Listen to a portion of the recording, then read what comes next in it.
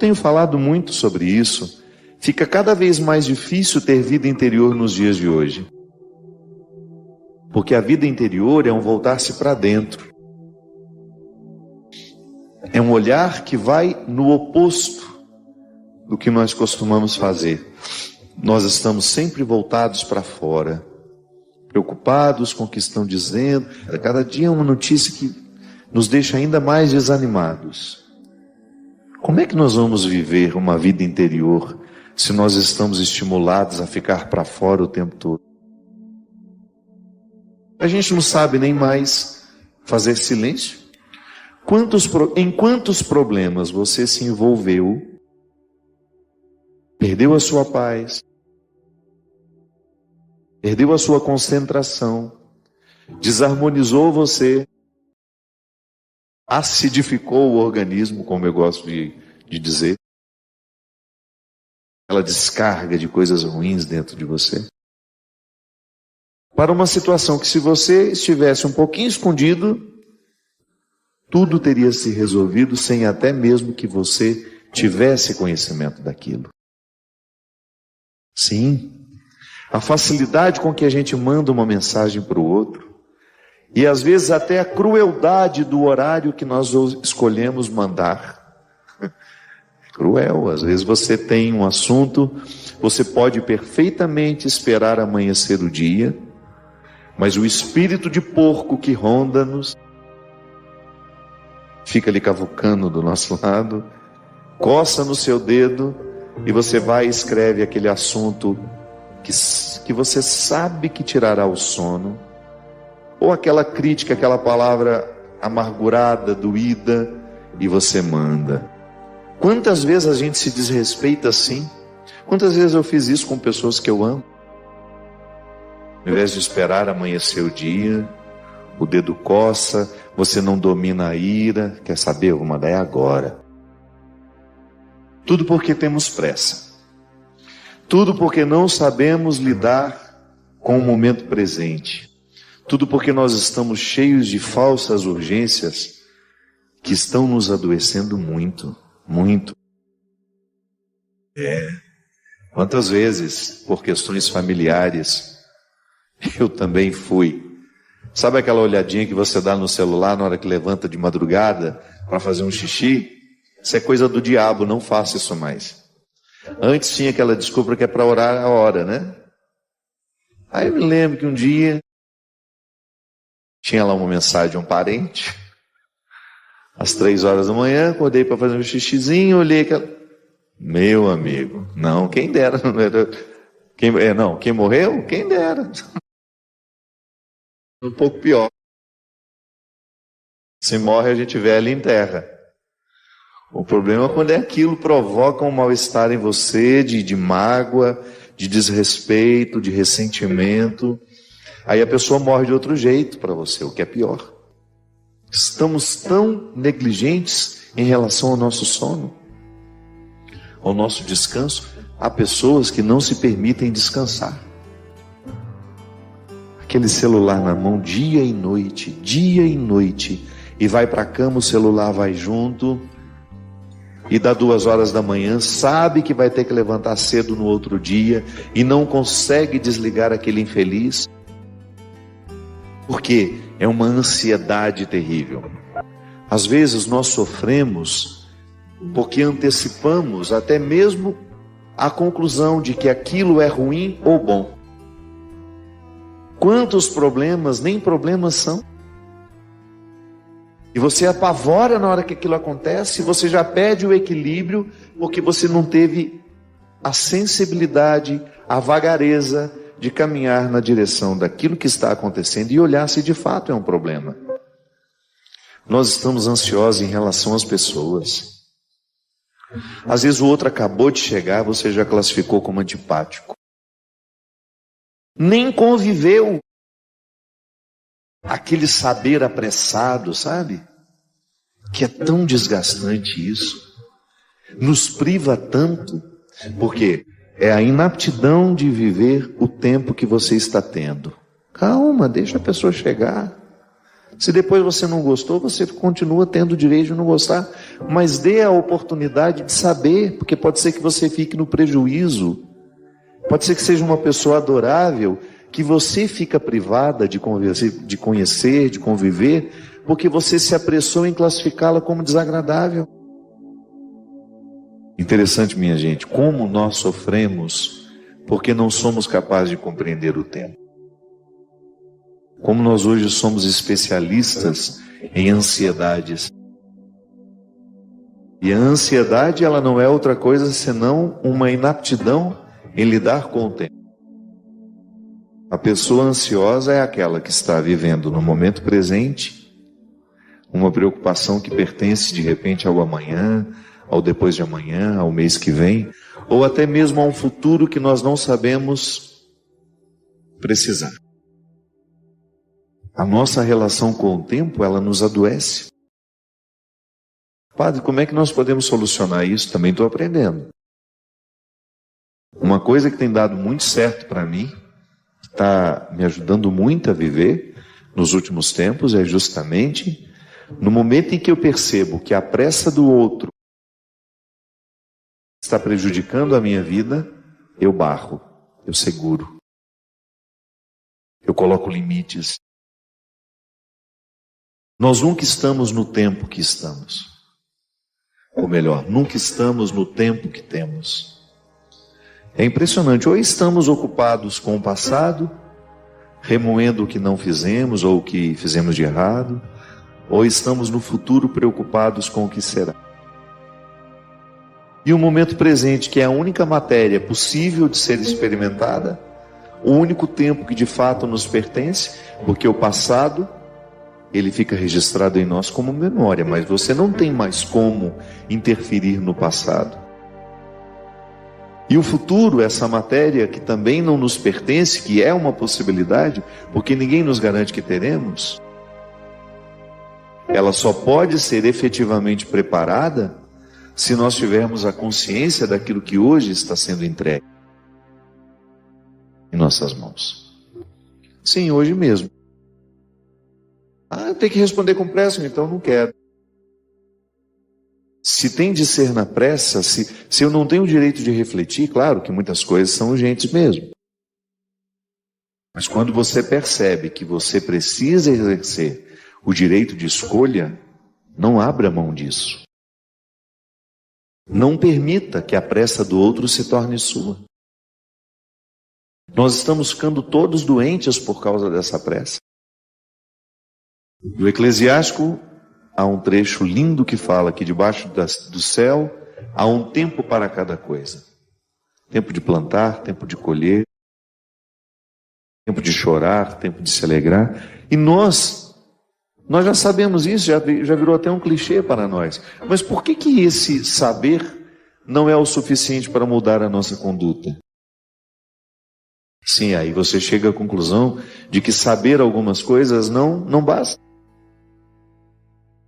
É preciso que o conhecimento, que aquilo que se sabe, de fato entre nas veias, corra como um sangue dentro de nós, irrigue a nossa mente, a nossa mentalidade, o nosso jeito de pensar, de sentir, e se transforme em atitude. Eu não sei se você vive isso. Se tem uma coisa que eu pessoalmente identifico a ansiedade das pessoas, porque eu gosto muito de mostrar músicas para os outros, para os meus amigos. E eu meço o nível de ansiedade da pessoa quando eu mostro uma música para ela. Ali, eu tenho uns amigos que, quando eu mostro a música, eu já fico de olho. Vamos ver como é que vai reagir. Eu já sou igual aquele velho chato, sabe, que já faz só para testar. E admiro muito quando eu percebo que aquela pessoa soube viver a experiência que eu propus. Porque eu gosto de viver essa experiência. Se a pessoa vai me mostrar uma coisa que ela considera especial, eu acho absolutamente respeitoso da minha parte ver, ouvir o que o outro está me mostrando em silêncio. Sem ficar interferindo. Tem gente que tem a sensibilidade de ouvir a música, e depois que termina a música, ela te faz perguntas. Tem gente que não. Na introdução começa: quem é? Aí entra a voz da pessoa. Nossa, a voz dela parece com o fulano de tal. Ela não está ouvindo a música. Nossa, que bonito, hein? Onde que é? Quem que é essa pessoa? Ela não está prestando atenção no que vocês estão mostrando. Eu não sei se a gente tem uma ansiedade de mostrar, de agradar, de dizer que a gente está gostando. Outro dia eu peguei um no flagra. Eu mandei uma música que tinha 5 minutos e pouco no WhatsApp. Eu mandei, o azulzinho viu, né? Eu vi na hora que me visualizou. Não deu 1 minuto, ela falou: que lindo! Não chegou, não ouviu nem a introdução e já se manifestou. Que ansiedade é essa que não nos permite viver? Minha gente, a vida sempre vai nos pedir calma. Aliás, o sabor da vida só é possível de ser percebido quando nós estamos pacientes com a vida. Caso contrário, não sentimos o sabor. A gente come sem sentir o sabor. Mas é ansiedade. Nós estamos assim em relação ao que a gente come. Sabe o programa da Ana Maria Braga? Que ela come um negócio e ela leva um tempinho, uma comida, para poder dizer se gostou. Mas geralmente sempre ela passa debaixo da mesa e faz aquela barulheira, o Louro José grita, não é assim que funciona? Também vejo a ansiedade de alguns convidados dela. Mal pôs o negócio na que delícia! A gente ainda não saboreou e nós já estamos dando palpite. O alimento, ele precisa ser esparramado na boca. Todas as papilas degustativas têm que entrar em ação para você saber de fato se gostou ou não. Pode ser que no final amargue. Então não tenha pressa de dizer que gostou, porque talvez você vai ter que comer aquela comida até o fim sem ter gostado, porque você se antecipou em dizer, porque você viu só as primeiras notas do sabor. Você percebeu somente as primeiras notas daquele sabor e já se antecipou em dizer que gostou. Calma. Mas por causa da nossa pressa em não compreender o que está acontecendo, nós já criamos toda uma trama absolutamente desnecessária, liberamos toxinas que nos envelhecem, que nos adoecem, porque nós não tivemos a serenidade de esperar e de perceber o que de fato está acontecendo. Por que a ansiedade nos engorda? Porque a gente come muito mais do que precisa. Há algumas pessoas que, sem o controle disso, acabam descontando no alimento, descarregam no alimento toda a sua ansiedade. Presta atenção quantas vezes você mastiga um alimento que você põe na boca. E você vai ter condições de saber se você está ansiosa ou não. Outro dia, eu gosto muito de ver aqueles programas, aqueles documentários de pessoas que precisam emagrecer. E eu fico observando que boa parte daquelas pessoas que estão passando pelo processo de reeducação alimentar, essas pessoas não mastigam. Você vê pela rapidez com que engolem. Isso já é um sintoma de ansiedade, né? O alimento, minha gente, ele precisa ser triturado. A função dos dentes é impressionante, porque todos eles trabalham em conjunto. Só que às vezes a gente engole sem ter rasgado. Então os 2, 3 dentes não ficam servindo para nada. Por quê? Estamos com pressa. É o tal de comer sem sentar. Tem gente que come andando. Eu tinha uma mania, até que eu deixava a minha comidinha lá no fogão. Eu tinha uma mania de pegar o prato e ficar andando pela casa.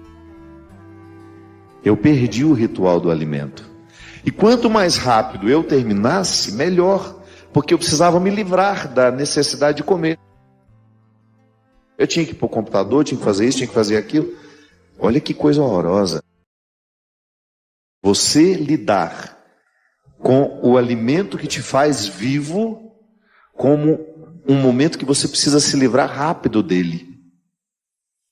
Tem sido normal na nossa cabeça este comer com pressa, porque o alimento é um empecilho, a necessidade de comer tornou-se um empecilho para nós, porque nós precisamos de tempo para muitas outras coisas. E a gente começa a negligenciar o tempo necessário para nós.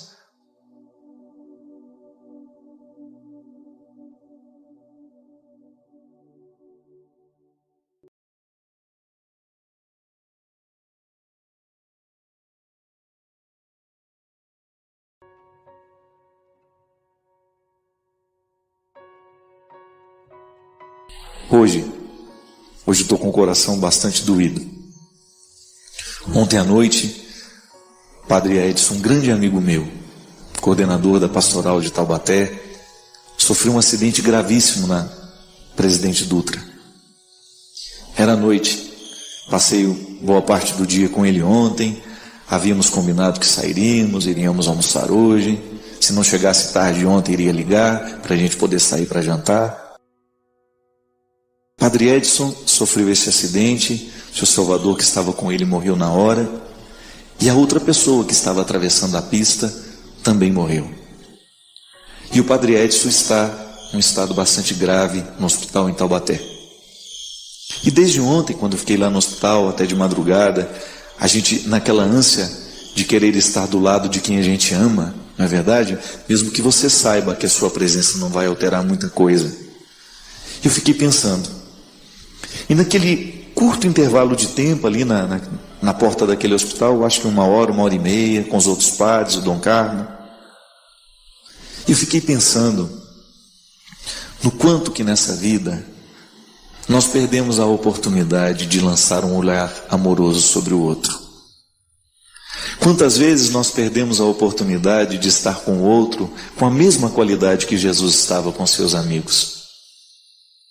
Quantas vezes nós desperdiçamos a oportunidade de olhar o outro com amor? Quantas vezes nós desperdiçamos a oportunidade de viver a vida como ela merece ser vivida? O Padre Edson, que até então estava ali, naquele encontro lá da diocese, todo cheio de vida, todo feliz, cheio de planos, de repente, no hospital, inconsciente, num processo grave. E essa é a vida. Numa fração de segundo tudo muda, minha gente. E a sabedoria consiste em nós abrirmos os olhos para aquilo que nós temos agora. É agora. É fugaz demais. O que hoje você tem, pode ser que não tenha mais amanhã. E não se trata de criar um desespero, uma angústia, uma ansiedade. Não. Se trata de tomar clareza daquilo que nós temos hoje. A qualidade do nosso amor. É amor de gratuidade, é amor de misericórdia ou não? E a gente escolhe o tempo todo. E a gente escolhe o tempo todo ter os olhos de Jesus ou não? E a gente sabe, por experiência própria, que quando a gente deixa vencer o amor de gratuidade dentro de nós, nós nos tornamos pessoas muito mais interessantes, menos preconceituosas, mais amorosas e mais felizes. Eu desejo que você, nas suas lutas, você tenha sempre o direito e a possibilidade de retirar os seus excessos, para você ver diante dos seus olhos a sua verdade fundamental, sem exageros, só você. E a partir disso, você reencontrar o caminho da vida. Obrigado pelo seu carinho, pela sua atenção, e que Deus abençoe muito você. Que Deus derrame sobre o seu coração, sobre a sua casa, sobre a sua vida, a disposição que caracterizou o coração de Nossa Senhora, para que, exemplo dela, a gente também possa ser um cristão de verdade, levando sempre Jesus no colo, para apresentá-lo àqueles que ainda não o conhecem. Derrame sobre nós a bênção do Deus Todo-Poderoso, Pai, Filho e Espírito Santo. Que Deus abençoe muito você, que Deus lhe dê muita sabedoria para você também lidar com as suas perdas. Que o tempo todo a gente está perdendo. O tempo todo nós passamos pela experiência de perder. É inevitável. A vida é assim. Mas ao mesmo tempo, nós queremos aprender com aquilo que a gente perde. Obrigado pela oportunidade de estabelecer este encontro com você. Lembrando que a existência é essa dinâmica mesmo. Todo dia a gente parte, todo dia a gente chega. De alguma maneira nós estamos nos deslocando. A existência é essa dinâmica. É este movimento que não cessa. Quantas vezes hoje, eu parti? Quantas vezes hoje eu voltei? São muitas as partidas, são muitas as chegadas que acontecem dentro de nós no mesmo dia. Porque o ser humano é capacitado desta possibilidade de sair de si, de ir além, de sonhar, de avançar territórios, de ultrapassar os limites que lhe são próprios. É dom humano a capacidade de ir além. E todos os dias nós somos convidados a fazer isso. Quantas vezes hoje, dentro do meu coração, partidas e chegadas foram sacramentadas. Que chegar e partir são dois lados de uma mesma viagem. O trem que chega é o mesmo da partida. E é assim que nós estabelecemos essa dinâmica de viver e de morrer um pouco todos os dias. Nascemos de novo todas as vezes que nós permitimos que a vida venha nos afetar com seu poder de novidade. Quando de repente, num fim de tarde, você permite que aquela luz possa lhe trazer os mesmos entusiasmos que o nascer do sol. Por que não? Ou quando a gente olha para um céu estrelado, vê ali uma lua se mostrando em seu encanto, com sua beleza, e você descobre que, mesmo estando à noite, você pode amanhecer. Essa é a dinâmica da vida, É o dom de ser feliz, de ser capaz, de você administrar bem a oportunidade de ser quem você é, de continuar se encantando com a vida. Porque por mais que eu viva uma dinâmica de chegar e partir muito intensa, eu corro o risco de virar uma rotina desagradável isso. E a minha missão não pode ser uma rotina desagradável. Ninguém pode, por mais rotineira que seja a vida, ninguém pode permitir que sua vida seja uma rotina desagradável. Mesmo cumprindo aquele ritual todos os dias de levantar, de sair, de chegar, de estar no mesmo ambiente de trabalho, de encontrar com as mesmas pessoas, eu creio que exista dentro de nós uma possibilidade de tornar isso tudo muito novo, que é justamente a capacidade de encantar-se. A vida humana fica muito mais interessante quando nós somos educados para esse encantamento, para esse vislumbre, Eu ter a capacidade de me ficar deslumbrado com aquilo que vejo, de me encantar. Aristóteles, quando estava lá selecionando os livros da física, ele descobriu que alguns livros falavam de realidades que não eram físicas, que tocavam as dimensões da alma, do espírito, dos sonhos. Aí o que ele fez? Ele separou na biblioteca. Esses livros são da física, são os estudos de tudo aquilo que é natural, humano, físico, concreto, orgânico. Estes não, estes falam dos sonhos, são pensamentos que ultrapassam a realidade concreta. Aí então isso é metafísica, está além da física. Todos nós somos metafísicos também, Porque eu ultrapasso os limites do meu corpo o tempo todo. Porque de repente eu estou paradinho, sentado lá no meu sofá, mas o meu coração está me levando a lugares que já nem existem mais. Ou está me fazendo encontrar pessoas que amo e que já estão distantes no tempo, distantes na geografia, ou já foram até mesmo sepultadas. Essa capacidade humana de ir além. A metafísica, essa parte da filosofia que estuda aquilo que vai além da física, ela fala que o assombro é o momento em que o ser humano se encanta. Alguma coisa ficou grande demais diante dos meus olhos, me inquietou a ponto de querer investigar, entrar, adentrar aquele território tão especial, tão cheio de mistérios e que me seduz. A vida humana é assim. De vez em quando nós encontramos pessoas que provocam esse assombro em nós, São os amigos que nascem, são os amores que nascem, quando você descobre que o outro é um território que ele não morre naquela matéria, mas ele tem tanta coisa interessante que você resolveu ir além com ele. E você viver esse assombro todos os dias, mesmo que a vida possa parecer sempre igual, você se encantar com ela. A minha religião é um instrumental para que eu não perca isso. Jesus o tempo todo ensinou isso, encantar-se com a vida. Como é que Jesus fazia isso? Fazendo com que aquelas pessoas descobrissem dentro dos seus corações, tão cheio de velharias, né? Corações muito envelhecidos, muito machucados pela vida, no meio de tanto monturo, encontrar ali alguma coisa que brilhasse. E não é que a gente precisa disso mesmo?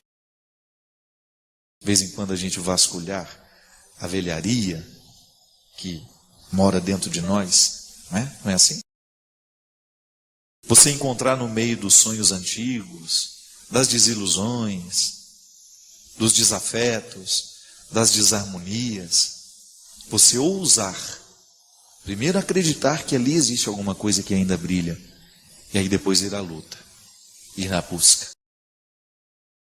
O Deus a quem amamos, a quem reverenciamos, nos mostra isso, nos indica esse caminho. Domingo agora nós refletimos sobre a misericórdia de Deus. A misericórdia é uma luz que nunca se apaga. E ainda que ela esteja escondida nas velharias do nosso coração, a gente pode encontrar por ela. E a gente vai sendo mais feliz à medida em que a gente, no meio de tantas coisas antigas dentro de nós, nós conseguimos encontrar alguma coisa que nos motive, que nos leve além. Obrigado pela oportunidade de estabelecer este encontro com você. Lembrando que a existência é essa dinâmica mesmo. Todo dia a gente parte, todo dia a gente chega. De alguma maneira nós estamos nos deslocando. A existência é essa dinâmica. É este movimento que não cessa. Quantas vezes hoje, eu parti?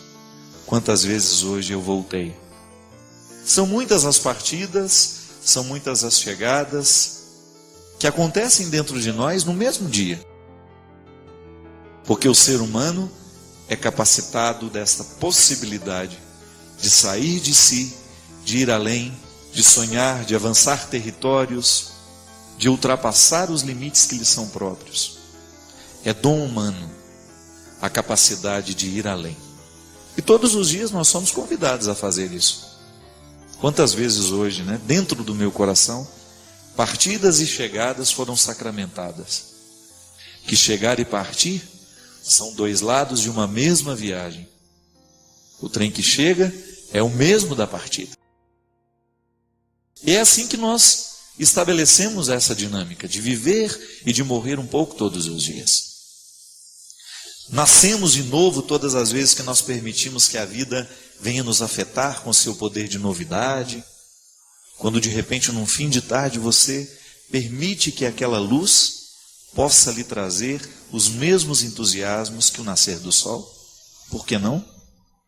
Ou quando a gente olha para um céu estrelado, vê ali uma lua se mostrando em seu encanto, com sua beleza, e você descobre que, mesmo estando à noite, você pode amanhecer.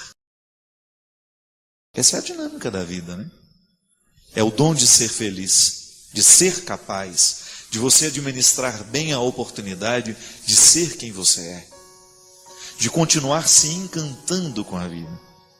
Porque por mais que eu viva uma dinâmica de chegar e partir muito intensa, eu corro o risco de virar uma rotina desagradável isso.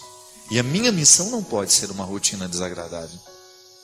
Ninguém pode, por mais rotineira que seja a vida, ninguém pode permitir que sua vida seja uma rotina desagradável.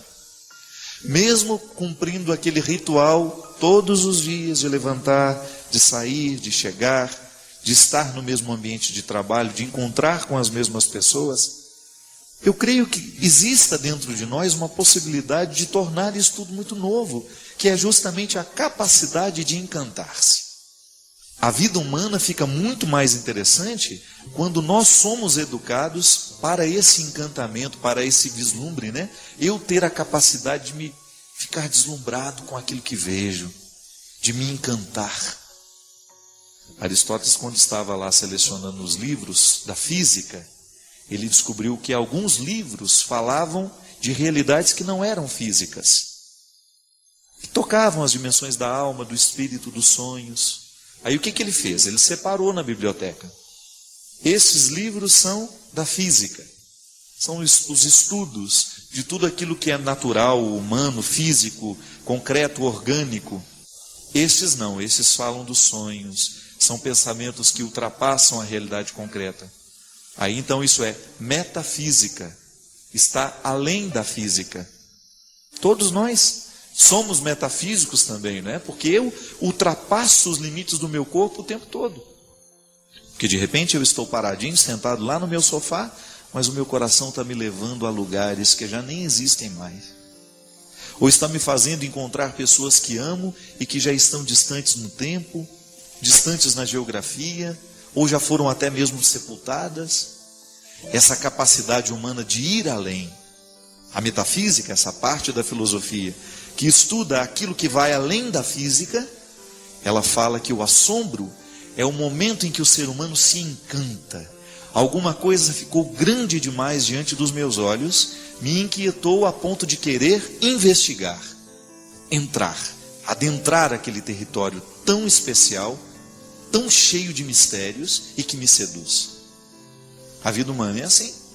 De vez em quando nós encontramos pessoas que provocam esse assombro em nós, não é?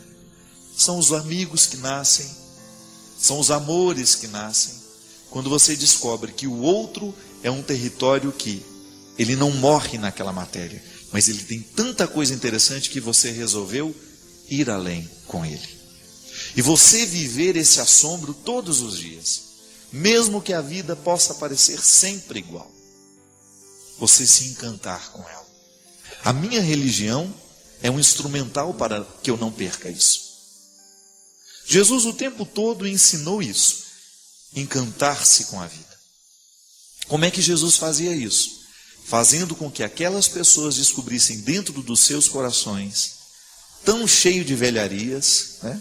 Corações muito envelhecidos, muito machucados pela vida, no meio de tanto monturo, encontrar ali alguma coisa que brilhasse. E não é que a gente precisa disso mesmo? De vez em quando a gente vasculhar a velharia que mora dentro de nós, não é? Não é assim?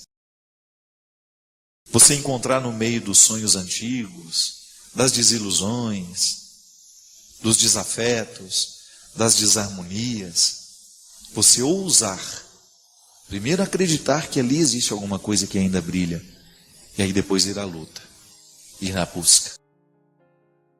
O Deus a quem amamos, a quem reverenciamos, nos mostra isso, nos indica esse caminho.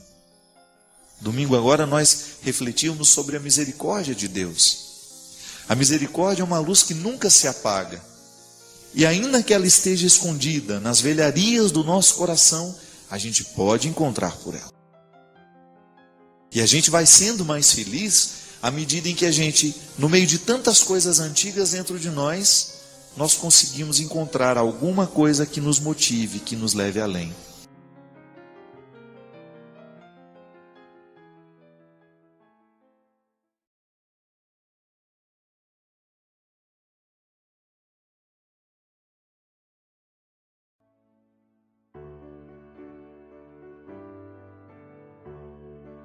Muitas vezes nós matamos a nossa vida, ou matamos a oportunidade de viver bem, porque nós não somos capazes de fazer a leitura correta do que o tempo está nos pedindo. É assim mesmo. Cada dia o tempo vai nos pedir alguma coisa. E é esse olhar atento que vai dando a gente essa condição, essa clareza de perceber o que de fato hoje grita pelo meu nome. O que de fato hoje chama por mim? Qual é a realidade hoje que é inadiável? Minha gente, às vezes nós somos tão negligentes na percepção disso, que às vezes nós desperdiçamos um mês, um ano, 10, 20, colocando o nosso empenho numa realidade que nem era para aquele momento. E é por isso que é tão interessante a gente desenvolver a habilidade de dizer não e de dizer sim. Que essa é uma habilidade que só a maturidade nos traz. Que às vezes, porque somos imaturos, nós não sabemos nem dizer não. Não sabemos olhar as urgências do tempo. Então a gente vive para agradar o outro. Antes de agradar o outro, você precisa perceber o que a vida está pedindo de você. Que nem sempre aquilo que o outro, aquilo que você pode fazer para agradar o outro, está em consonância com aquilo que a vida está pedindo de você. Mesmo porque para a gente crescer, nós temos que ter coragem de cortar muitas coisas. A Sagrada Escritura diz, tempo de matar, tempo de fazer nascer. Tudo depende da percepção aguçada que nós precisamos ter para olhar o momento presente e descobrir o que de fato merece o nosso empenho. Quantas vezes eu na minha vida me empenhei no lugar errado, na questão errada. E depois não tem como ser feliz. Não tem como eu descobrir um contentamento sabendo que o meu empenho não foi onde deveria ter me empenhado. Não há possibilidade de eu me sentir realizado, de sentir-me bem com as minhas escolhas. Porque o que vai fazer com que eu me sinta bem é olhar para o contexto das minhas escolhas e ficar confortável com aquilo que foi escolhido. É interessante porque, às vezes, a nossa maneira de viver nos priva até mesmo dessa percepção. Estamos muito estranhos a nós. Não é estranho com o outro, não. É estranho a nós mesmos. Estranhos a nós mesmos. O corpo precisa de algo. Sim, eu preciso de sustento para a minha vida. Eu preciso de significar a minha matéria. Eu preciso colocar alma em tudo aquilo que sou eu. Até na casa onde eu moro. E a vida tem me ensinado que a casa não é um aglomerado de paredes. A casa é um sentimento que me ocorre. Não é só uma construção material, não. Quando eu entro dentro daquelas paredes que eu construí com o meu trabalho, ali eu identifico a alma que me... o sentimento que me ocorre. Eu tenho certeza que todos experimentamos isso. Quando a gente abre a porta da casa, quando a gente entra, é um sentimento bom que nos ocorre. Isso é alma. É quando a matéria está plena de significados. É quando a gente começa a atribuir um significado que ultrapassa as paredes, os móveis, o telhado ou a laje, o jardim, o portão de entrada. É um sentimento que nos ocorre. E é interessante que a qualidade da nossa vida depende, está intimamente ligada à nossa capacidade de depositar a alma nas coisas. Eu não estou falando dessa alma, do significado mais profundo da nossa vida, dessa dimensão espiritual que me conecta com a eternidade. Não. Eu estou falando de tudo aquilo que vive e que faz sentido à matéria. Traz sentido àquilo que é material. Então a gente usa de maneira inadequada o termo alma. Perceber que os meus objetos estão perpassados por um significado que ultrapassa a matéria. Como dizia Rubem Alves, né?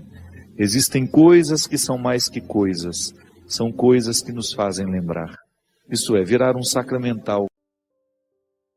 Da mesma maneira como eu trago uma lembrancinha da viagem, aquilo é para mim apenas um sacramental de alguma coisa que foi boa, que foi vivida, que foi experimentada, que me fez bem. Mas agora, na minha oportunidade de colocar alma nesse corpo, nessa oportunidade única que eu tenho de viver diariamente bem a minha vida e assim inflar ar em tudo isso, da mesma maneira como eu percebo essa outra alma das coisas, da minha casa quando chego, de um sentimento que me ocorre, o viver bem, me trazendo a consciência de que hoje, quando eu observo as urgências da minha vida e me empenho nessas urgências, eu estou colocando alma no meu corpo. Ah, padre, essa visão separatista não combina com a teologia cristã. Eu sei. Isso é só didática. Essa separação é apenas didática. Funciona tudo junto. Corpo e alma estão, embora sejam realidades distintas, funcionam juntas. É unidade. Nós proclamamos a unidade de tudo isso. Agora, quando eu percebo, quando eu identifico que eu não estou fazendo, que eu não estou me empenhando para viver bem, eu estou sim fragilizando os recursos da minha alma, que são justamente para me ajudar a viver bem a própria vida do corpo. Trabalham em conjunto, minha gente. E nós muitas vezes negligenciamos a observância do tempo, como na Escritura que diz. O escritor sagrado fala justamente isso. Tempo de chorar e tempo de rir. Há momentos que a própria vida te mostra a necessidade de chorar, de julgar para fora os seus excessos, de não ter medo da tristeza, de permitir que essa tristeza cave dentro de nós as suas riquezas e que nos ajude a encontrar a pedra preciosa que só o sofrimento poderia nos levar a conhecer. Depois vem o riso. O riso não nasce por acaso. A gente já cantava aquela música também, né? Ando devagar porque já tive pressa e trago esse sorriso porque já chorei demais. O sorriso é o resultado da lágrima bem chorada. O sorriso é o resultado final de um processo de luta que nós estabelecemos, de observar dia a dia qual é o empenho que aquele dia me pede, o que hoje eu preciso fazer para ter o direito do sorriso amanhã. E é bom, você sabe por quê? Porque à medida que nós estamos passando o perrengue, sabendo que ele será construtivo, já nascem pequenos sorrisos ao longo desse processo. Quando a gente fala de um sorriso final, é apenas a metáfora de um processo bem feito, bem vivido. Tempo de abraçar, tempo de se afastar. Quanto sofrimento, né? Em perceber o distanciamento como necessário ao crescimento do outro. É aquele filho que vai embora para estudar. Não dá para reter filho. Isso que é tempo de abraçar, é tempo de cuidar, é tempo de estar junto. E vai chegar um momento em que esse afastamento será necessário para o próprio curso da vida. Depois volta. Mas num primeiro momento a gente precisa do distanciamento. É a urgência do dia. Chegou a época, é preciso estudar. É preciso buscar um futuro fora daqui.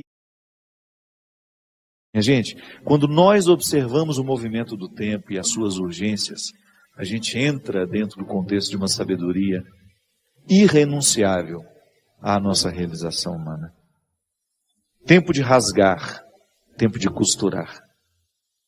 Se a gente não tem coragem, muitas vezes, de rasgar algumas realidades,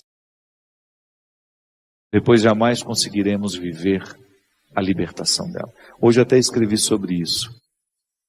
Muitas vezes, nós lamentamos perder, quando na verdade a gente vai observar aquilo que a gente perdeu, não foi perda, foi libertação. Quantos relacionamentos precisam ser rasgados para que depois eles sejam costurados do jeito certo? Fazer cair por terra todas as ilusões que nós temos do outro, ou todas as pretensões que nós julgamos em cima do outro. Não, o outro não tem que corresponder às minhas expectativas. O outro tem que ser ele. Se por acaso houve uma empatia comigo, ali construímos uma relação de amizade, se não, uma relação de respeito só. Mas é preciso rasgar.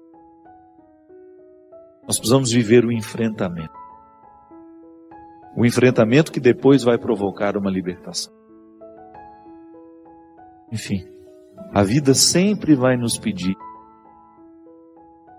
uma observação. A vida sempre vai pedir de nós calma, paciência, porque com pressa nós passamos por cima de todas essas necessidades e não somos capazes de reconhecê-las. Você parou para pensar nisso? Que às vezes a vida não está dando certo, é porque você nem sabe exatamente o que você está precisando. Às vezes nós ficamos tão aflitos, tão angustiados, E não sabemos por quê. Faltou chegar ao ponto-chave. Faltou descobrir o ponto nevrálgico ali, onde de fato está iniciando o conflito. Paciência, né? A gente não tem paciência nem para descobrir o que está nos angustiando. É a nossa pressa, é a vida estranha que nós vamos viver.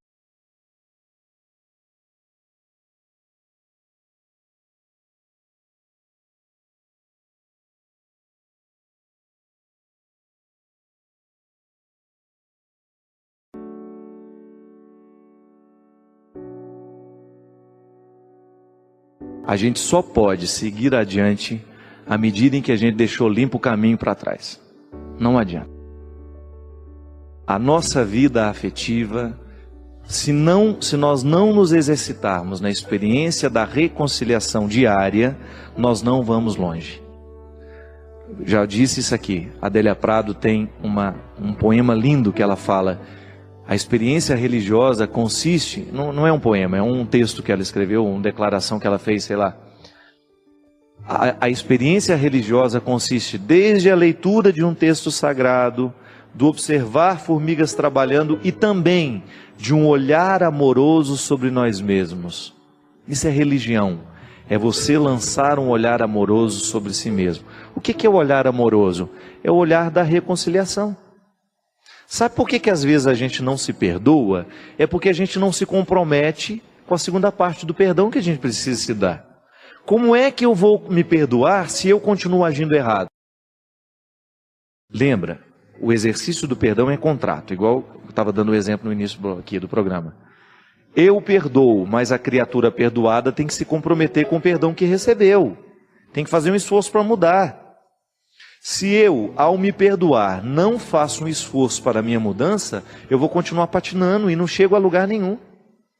E às vezes nós encontramos, gente, pessoas tão especiais, perdendo a vida, perdendo o tempo, porque fica remoendo o passado, fica igual gado, né? Eu achei impressionante quando eu descobri que o capim que o gado come, ele fica comendo ele o dia inteiro. Porque aquilo chama ruminar, né? Eu não sabia disso. Eu aprendi isso, era já criança crescida, que eu ficava vendo aquela vaca lá. Parecia que estava chupando uns chicletes, né? E eu perguntei à minha irmã, quem que dá chiclete para a vaca ficar mastigando desse jeito, né? Cida morava na roça naquela época. Eu passava as minhas férias lá em Albertos, uma roçazinha que tem lá perto de Formiga. E aí ela disse, não, ele não está mastigando chicletes, ele está ruminando. E ruminando o alimento, é extrair do alimento o máximo que ele pode lhe dar. Pelo amor de Deus, não vai ficar ruminando o peixe que você comeu, né? Joga para dentro, traz para fora, joga para dentro. Só o gado é que sabe fazer isso. A gente rumina de outro jeito. Mas o alimento que ele comeu, ele volta, né? E fica fazendo aquele processo. Ele está extraindo o máximo do que o capim pode lhe dar. Isso é ruminar. Quando nós ruminamos de maneira positiva os nossos erros, nós extraímos dele o máximo que eles podem nos ensinar. Caso contrário, eu fico, desculpe a expressão, comendo o próprio vômito. Isso é lamentável. Quando você fica se alimentando o tempo todo do que não deu certo. E lembra toda hora, ai meu Deus, mas eu não fiz, mas eu não dei conta.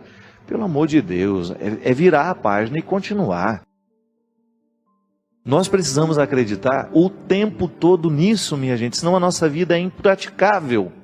Ela é impossível. Não adianta a gente ficar esperando a perfeição, ela não vai chegar em nós. Nós não seremos perfeitos. O máximo que a gente vai conseguir é ser santo. E ser santo é você reconciliar as suas imperfeições com você mesmo e você começar a trabalhá-las para que elas se transformem em virtudes. O bom santo é aquele que fez dos seus pecados uma grande virtude. É o que a igreja nos ensina, é o que a igreja nos sugere. O cristianismo só é saudável à medida em que ele nos inspira a lidar bem com as nossas misérias. Eu não sou escravo das minhas misérias. Não sou eu que pertenço às minhas misérias. As minhas misérias é que me pertencem.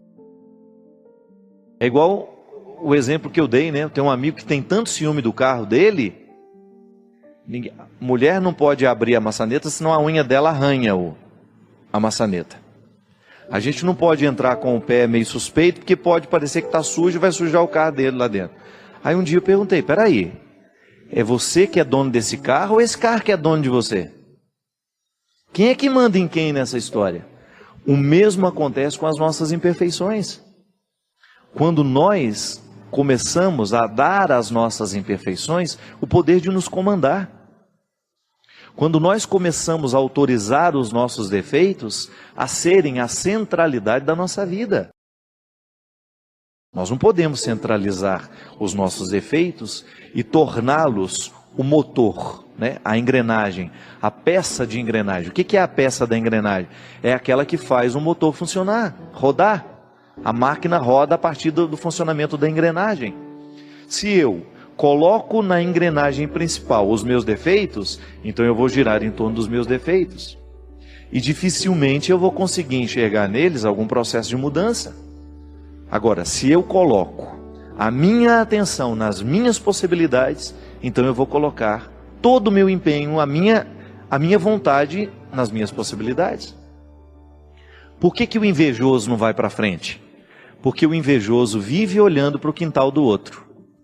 Ele não é capaz de administrar a própria vida, mas ele deixa que o outro, com seu sucesso, fique administrando a vida dele. O invejoso, na verdade, o que ele é? É uma pessoa extremamente infeliz.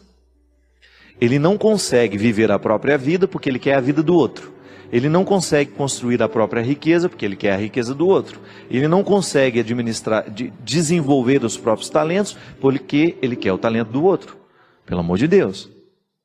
Toda pessoa de sucesso é sempre invejada. Isso não é um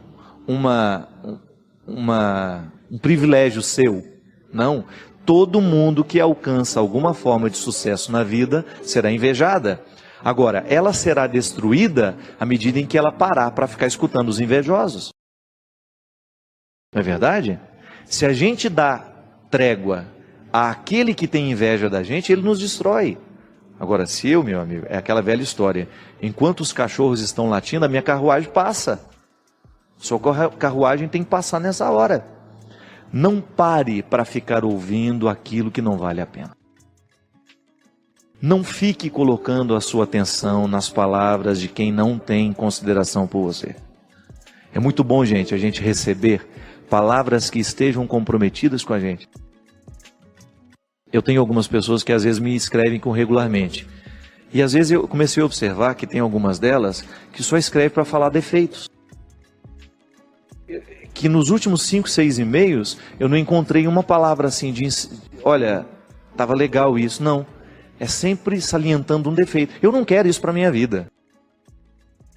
Eu só vou aceitar a correção fraterna de quem sabe colocar o que diz de maneira carinhosa e que não faz da sua conduta excessiva de correções. Eu não preciso disso, eu já tenho maturidade suficiente para saber os caminhos que eu quero trilhar. Agora, os amigos que estão próximos me corrigirão na medida certa. Eu não quero dar a alguma pessoa que é apenas conhecida a autoridade de ficar me corrigindo todo dia. Bem, será que parou para perguntar qual é a opção que eu fiz? Por que eu fiz daquele jeito? Por que falei daquela forma? Não. Às vezes a pessoa já vem com a correção pronta porque ela acha que ela já tem a totalidade do conhecimento a respeito da sua verdade. Não, muito obrigado. E às vezes o nosso erro, a nossa infelicidade nasce disso. Quantas pessoas você encontra infeliz, mas infeliz mesmo? Eu encontro essas pessoas. Elas estão profundamente infelizes porque elas começaram a colocar o ouvido delas numa parede em que ela só escuta inveja. Não tem aquela história, a gente colocava o copo para a gente escutar, o outro falando mal da gente? Olha que imbecilidade. Vê lá se eu quero ouvir o outro falar mal de mim agora. Eu não. Quero ouvir correções fraternas, isso sim. Agora o outro falar mal de mim. Eu me lembro uma vez, estava fazendo a tenda do Senhor com o Padre Léo. Aí eu estava falando assim, a gente estava dizendo, né, às vezes de pessoas que criam comunidade para falar mal do outro. E aí, ele falou, e você tem um trem desse? Eu que me livre de criar um espaço para o outro falar mal de mim. Já chego que fala, e é verdade. Às vezes nós colocamos o copo na parede para ouvir o que o inimigo está falando de nós. Cuidado. Porque às vezes nós fazemos a escolha errada aí. Para que querer saber o que não vai edificar? Recorda-se dos 3 filtros de Aristóteles? Aquilo que você vai me dizer é bom? É verdadeiro? Tem utilidade? Então, se não é bom, se não é verdadeiro, se não tem utilidade, para que você acha que eu quero saber isso? A mesma coisa. Às vezes nós passamos parte do nosso dia investigando o que o outro falou ou deixou de falar de mim. Não. Muda isso. Se você tem esse hábito, começa a colocar atenção no que você pode. O que o outro fala de ruim de você, se não é para lhe edificar, esquece, não põe atenção. Não demore nem 2 minutos do seu tempo para prestar atenção naquilo. Nem 1 minuto. Volto a dizer, a correção que vale a pena é aquela que está no processo do comprometimento. O outro me conhece, o outro sabe quem eu sou e ele tem uma palavra para me edificar. Mesmo que seja de correção. Mesmo que seja para me chamar a atenção de um detalhe que eu preciso mudar e que eu não estava percebendo. Minha gente, nós podemos fazer essa comparação de maneira muito bonita. Quem fala do outro lado mal de nós e o tempo todo quer nos colocar tristezas e desesperos é o diabo. E o diabo se utiliza de pessoas para fazer isso com a gente. Quantas pessoas desistem na vida justamente porque deu ouvido ao diabo, mas não é o diabo chifrudo, é o diabo que anda no meio de nós, que tem saia, que veste as mesmas roupas que nós, que sorri do mesmo jeito que nós, que parece ser seu amigo, mas não é. Então nós temos que neutralizar o poder do diabólico. Nós não podemos, se dentro do seu trabalho você tem uma pessoa que fala mal de você, comece a neutralizá-la. Sabe como? Deixando de dar atenção ao que ela fala e você dando a ela um tratamento melhor que você pode. A pior maneira de cuidar de inimigos é sendo inimigo dele também. A pior maneira de você cultivar, não há solução nisso. Se você quer neutralizar o poder do seu inimigo, trate bem. É o melhor jeito. Se você mantém a distância necessária, porque é seu inimigo, tudo bem. Você tem o direito de dizer, não fará parte do meu convívio. Mas trate bem sempre que você tiver a oportunidade. É um jeito que você tem de fazer Deus vencer. Deus vence nessa hora. Quando ao invés de nós tratarmos com indiferença, quando ao invés de nós tratarmos com agressividade, a gente muda a regra. E às vezes nós conquistamos as pessoas dessa forma, minha gente. Muitos inimigos são nutridos, é porque a gente não tem a coragem de desafiá-los. Eu mesmo. Quantas pessoas que se diziam minhas inimigas, e que no momento em que eu tratei como se fossem meus amigos, elas ficaram sem graça. Às vezes dentro do nosso lugar de trabalho, a gente enfrenta essas coisas. A pessoa nos trata mal, inventa coisas sobre nós, e faz fofoca, e faz isso, faz aquilo. Você entrega a sua melhor parte. Não pode ser diferente. Para que dar a ela o que você tem de pior? Para ficar nivelado? Para ficar tão ruim quanto ela é? Não. Não há necessidade disso. Deus tem que nos inspirar o processo da melhoria.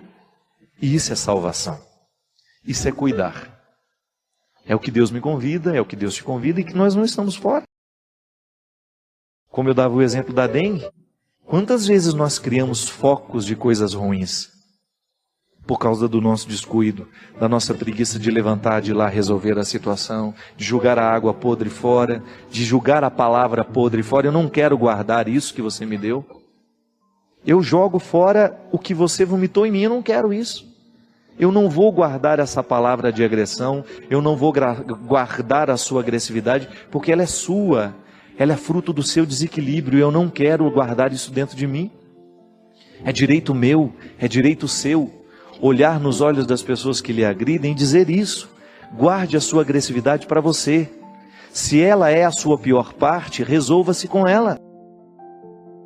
Eu não tenho a obrigação de trazer para dentro de mim a pior parte. Tanto é que você está jogando fora. Se ela fosse boa, você guardaria.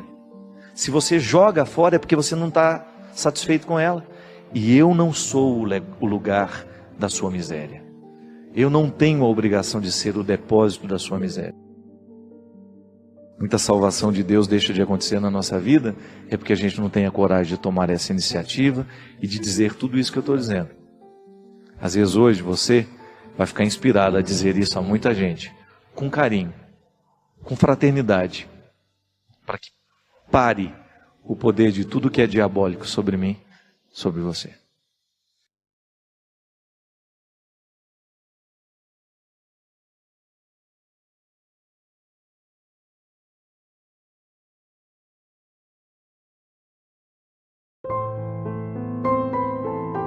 Dê o like, comente e compartilhe para alcançar mais pessoas.